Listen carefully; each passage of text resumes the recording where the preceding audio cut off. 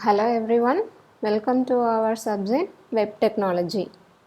This is topic number 3, HTTP request message. So before this topic we have discussed about basic IP, it means basic internet protocols, and www. Okay, so in basic IPs, what are all the IPs we have discussed? Can you give me a little recap on those IPs, internet protocols? Yeah, TCP/IP, UDP, then for mail SMTP, then for file transfer FTP protocol, then for World Wide Web HTTP, then telnet for remote logins. Okay, and in World Wide Web I stressed you that World Wide Web is different from IP internet. Okay, so World Wide Web is nothing but it is the key component for it is the key component for accessing the uh, websites. Okay, so it uses HTTP protocol for web browsing, whereas IP is it is used to establish a communication for the internet. Okay, that's it about it. And we had a little introduction about HTTP, and today we are going to see in detail about HTTP request message.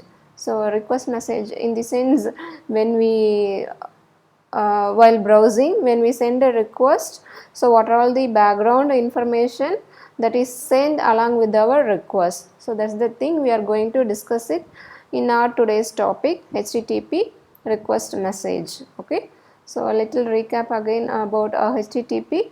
It runs in port number 80 for accessing the web pages. Okay, once the connection gets established, the client by means of one of the web browsers we will be sending a request, and if that request gets satisfied by the respective web server, then the response will be given back to the web client via the browser. Okay, so HTTP is a request and response message. Okay, so and one more thing we need to make a note that HTTP is a stateless protocol.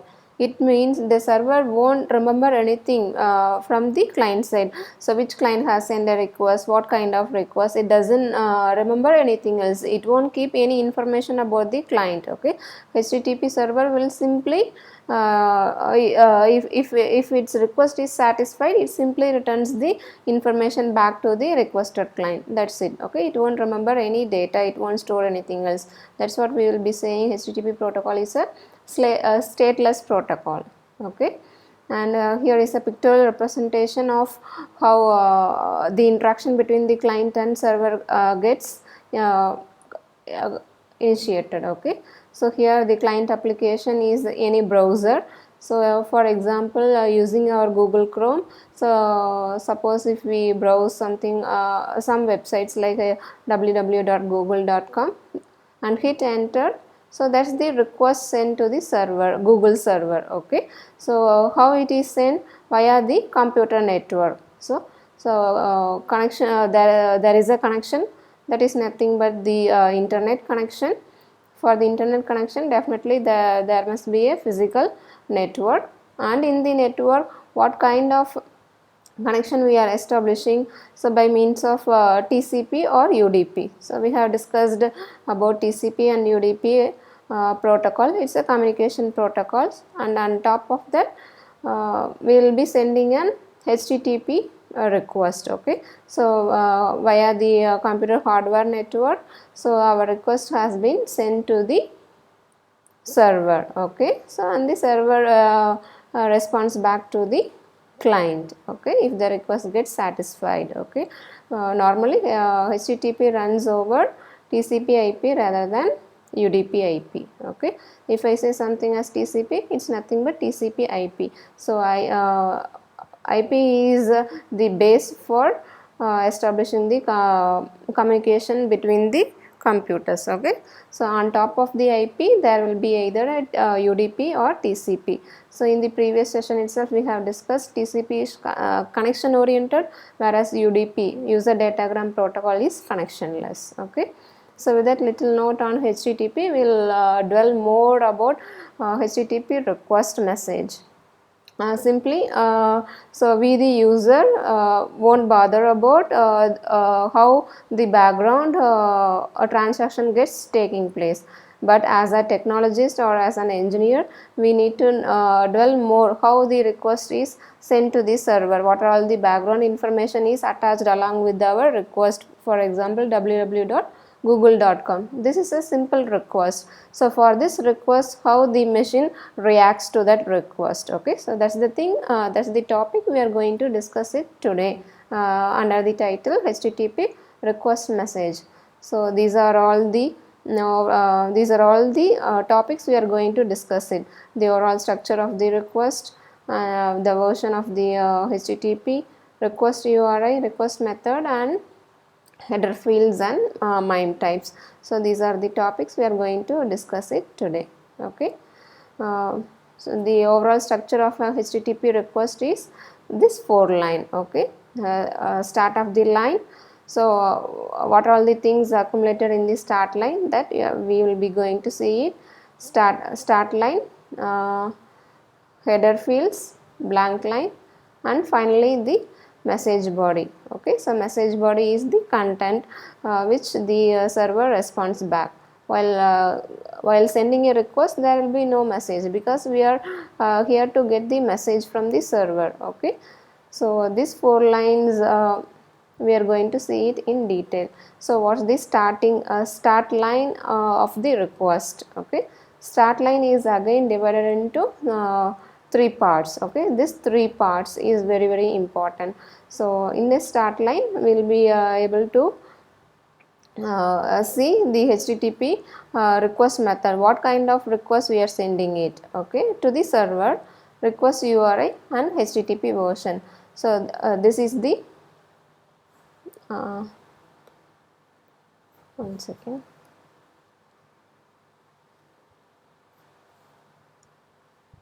This is the start line.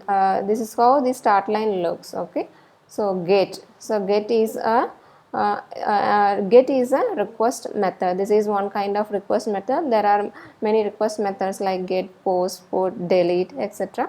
So get is one request method. Okay, get in the sense we are in need to get information from the server. Okay, we are not giving any information to the server to store it permanently, rather we are requesting the information from the server. So in that situation we will be using the get request. Okay, followed by one space and then slash. So this slash will be saying as an request URI. We will come in detail about the request URI. So what that request URI, we will be discussing it. So the start line will be the request. Okay, in this example it is get request followed by one single space followed by slash and again followed by a space followed by the version HTTP/1.1 current version. So all the operational clients and the servers today will accept the version HTTP 1.1. Okay, earlier the versions was like 0.1, 1.0 and today 1.1. Okay, the start line is divided into 3 parts. We will be go through it one by one in the following slides. Okay, so just remember the start line is separated into 3 parts. One is the request method, the second one is the request URI, and the third is the version of the HTTP request. Okay, the same thing is given here in this manner. Okay, slash is the path, or we could say, or the request URI. So each and everything we are going to see it in a reverse order. Okay, so first one is HTTP version. Version is, as I said, so today we almost all the operational browsers and client servers will accept the version, will support 1.1 version. Earlier it was 1.0 and 0.9. and we will be moving on to request URI. What request URI is? Okay, so URI is an uniform resource identifier. Okay, so it is an identifier. It is used to uniquely identify some resource. Okay, so when we send a request simply google.com, so it will be automatically converted into http colon 2 / followed by www.google.com. Is it not? Okay, so simply sending google.com, our request will be converted into http colon 2 / followed by www.google.com. okay, the entire thing is said to be URI. okay, uniform resource identifier. It is used to identify a resource. So under URI we have two categories, URL and URI. So here in this example, http colon / followed by www.google.com, this URI is again an URL. So URL in the sense, URL it is used to it is a link that will take us to a resource. okay, resource in the sense a web page. okay, URI is of two types, one is URN and the other is URL. So URL is again in this example this is both URI and URL. URI is an resource identifier. So under that, the two categories are URN and URL. URL is nothing but it is a link that will take us to a resource, whereas URN, uniform resource name. So it is not a link, it is just an identity for a resource. For example, if there is a book, it has its unique ISBN number.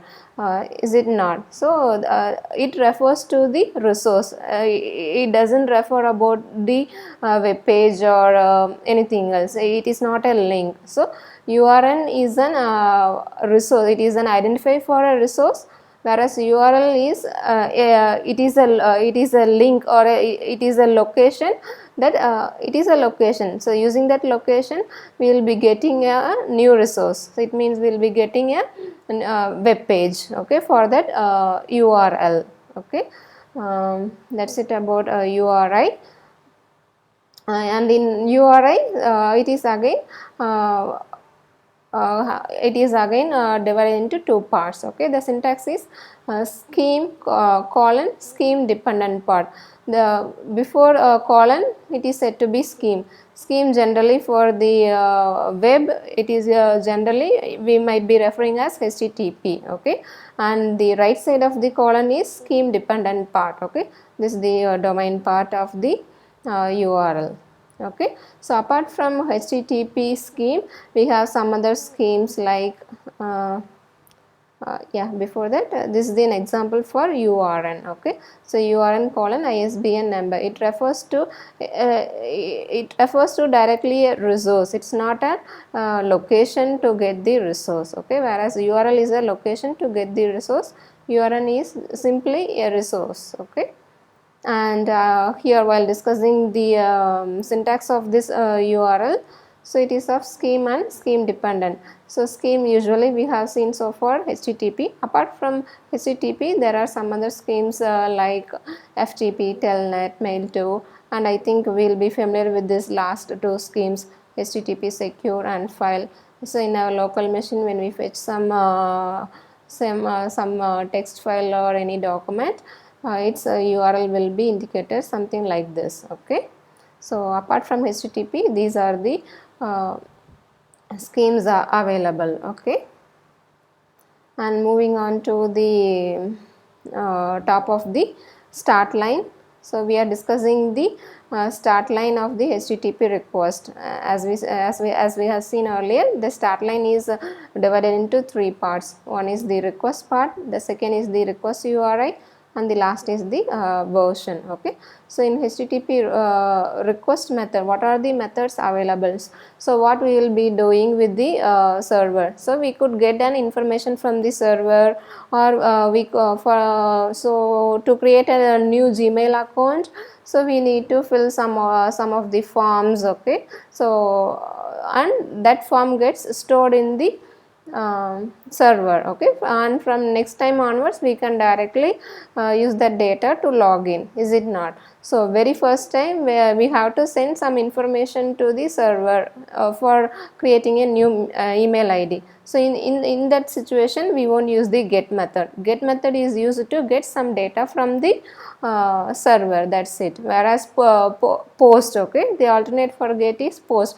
Post method is so we will be filling out some data in the form, and the form details are sent to the server, and it will and that information gets processed by the server. So that is by means of post method. Apart from get and post method, we have few other methods available. Those are head, options, put, delete and trace. Okay, so head is simply to retrieve information from the server, whereas post is used to will be filling out some form details, and that details gets processed by the server by means of post method.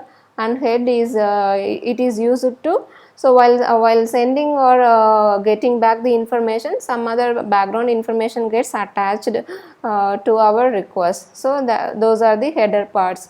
That without the body part, if we want to know the header part, what's the domain, what's the character set, what's the language it is used, how long the connection gets alive, those informations we can get it using the request method called as head. So that header field information will be going in detail in the forthcoming slides. And we have few other request methods. Put, so put and post, there is a little difference. Okay, so post means we are sending again some data via form, that detail is processed by the server, whereas in the put nothing is processed, just we are sending some information to the server with some very first time we are sending some data, and that information gets stored permanently in the server, and from next time onwards we will be using the get method to retrieve back the same data. Okay, there is a difference between put and post. And delete, as you know, if the specified URL is if the specified URL in the future gets removed, so that will be notified that that the specified URL is removed from the server. Okay, so delete method, it is used to remove some URLs. Okay, so trace method, we usually the client won't use it, so it is for testing purpose this method is used. So what are all the request methods available?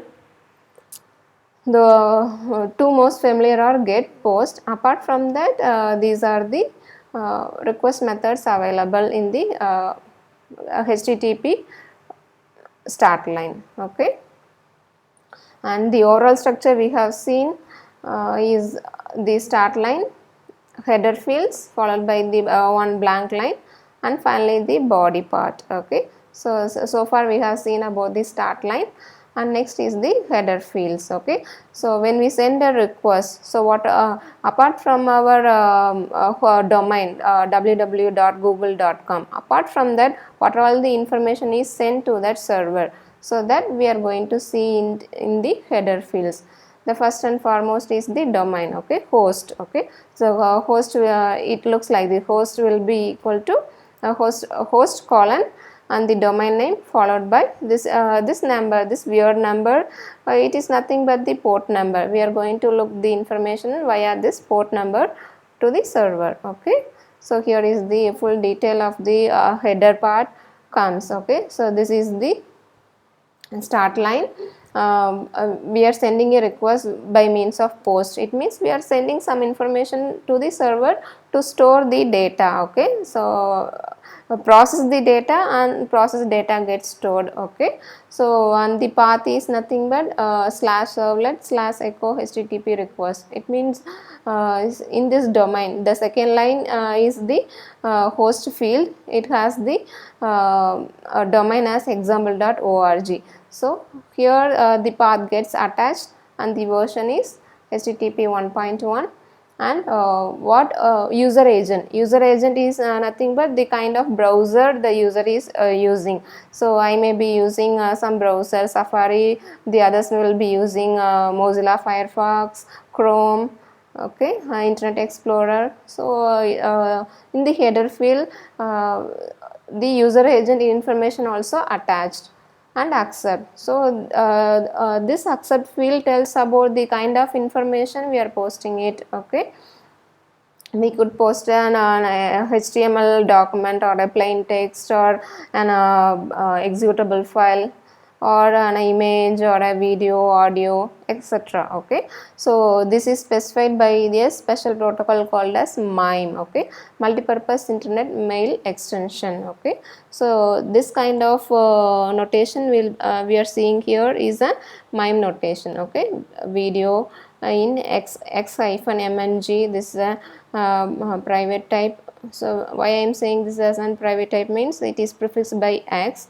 So this is an image of PNG format, JPEG format or any other format. So this is said to be of MIME type. Okay, so what kind of information it is accepting. Okay, and one more thing we need to make a note. Q is equal to 0.9 something, here Q is equal to 0.8, and we have something weird symbol, I mean star/star is given. So what are all those things? Okay, so I'll discuss about that. Q is equal to 0.9. It means the quality, the preference we are giving for these things. Text XML, application XML, these MIME types have the highest priority with the quality value as 0.5, 0.9. If these things are not supported by the server, then we'll be moving for moving for text/plain. Okay, plain text of plain type. Okay, so it has the preference as 0.8. okay, and followed by the kind of images that gets accepted. Okay, if nothing is supported, the remaining will be the remaining other types of MIMEs will be accepted. So that is indicated by this one, star/star. So it means if if the mentioned MIME types are not supported by the server, the other MIME types could be replaced here. So that's what it is said as star/star. Okay, so Q is equal to 0. That it means that has the lowest priority. If nothing is supported, then any other MIME types will be taken. Okay, and the accepted language is given here. The accepted language is English US or simply English. Apart from that, the other languages have the preference as 50%. Okay, and the accept encoding. So encoding is mainly for while data transmission via the optical telegraph, our data should be encoded. So the encoding type is mentioned here, and the character set which the user is using. Okay, so character set here it is mentioned as ISO 8859-1 followed by UTF uniform transformation format -H, whose preference is 70%. Apart from that, for other character set also its preference is 70%. Okay, and this header field connection, so you keep the connection alive for how long. So for how long means here it is mentioned in terms of 300 in terms of seconds. Okay, for 30 seconds keep this connection alive. Okay, and the content type is equal to application /x-www dot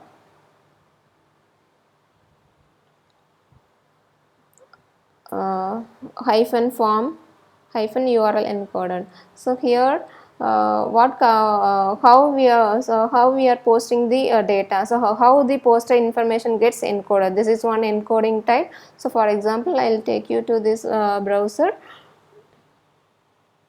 Here when we send an username and password, so when we use the encoding of private type, so private, why I am saying in private encoding means because it is prefixed by X. Okay, so it will be converted in the URL as like this. Okay, so this is the kind of this encoding will convert the given user data in this format to the server. Okay,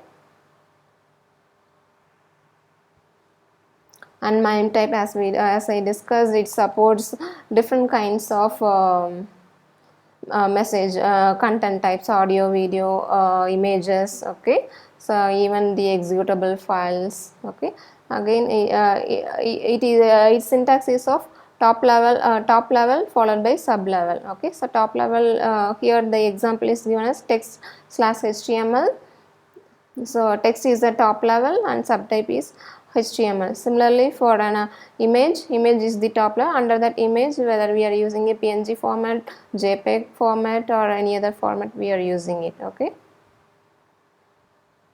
so this is the top level content which we have discussed only about application, audio, image, and apart from that we are still having message, model, multipart, text, video. Okay, so these are the top level content MIME type, and the subtype is HTML. Okay, so HTML, GIF, JPEG, plain, and octet stream, and this is the private one. So, okay, so private will be prefixed by small x or capital X.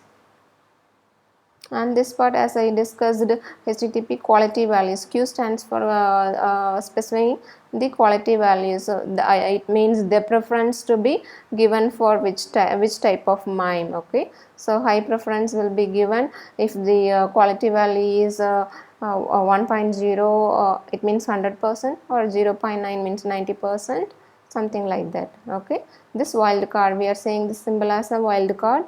So when we mention this kind of when the header field contains */*, it means that if the mentioned MIME type is not supported, then it will go for taking other possible MIME types. Okay, so the summary of the header fields are these are the I think 11 fields are there: the host name, user agent, accept language. So apart from these are the header fields. Apart from our request, these information gets attached to our request and response. Okay, in both request and response, this kind of information gets attached. While sending the request, we won't get the body content, and while getting a response, we will be having the body content of our request. Okay, and quick assessment of this of today's topic. So which of the following is not the request method? I hope you could answer it very well. And dash method, when used in the method field, leaves entity body empty. So using which method, the body content will be empty. Just now I explained, and I think you could answer it very well. Okay, hope you all understood about HTTP request method. We'll see you in the next topic. Thank you.